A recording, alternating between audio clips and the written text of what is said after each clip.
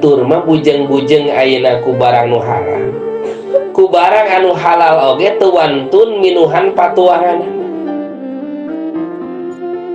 Kunaon sababna? Bisi aya kacampuran ku barang anu haram.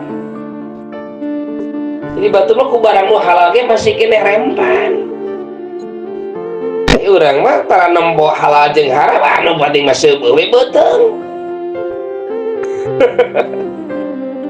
Itu orang kadang-kadang nu subhat ge digabres begitu, nu haram ge digabres begitu.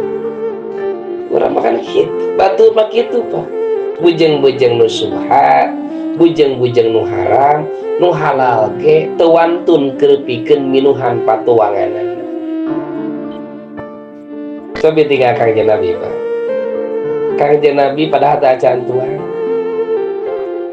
Nya. Saung me Kanjeng Nabi tarojol pas nalika kaduh tuangan tarojol aya tamu.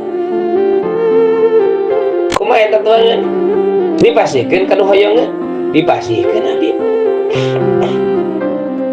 Urang mah kumaha Pak? Keheulahan urang ge lapar pan urang kitu Pak.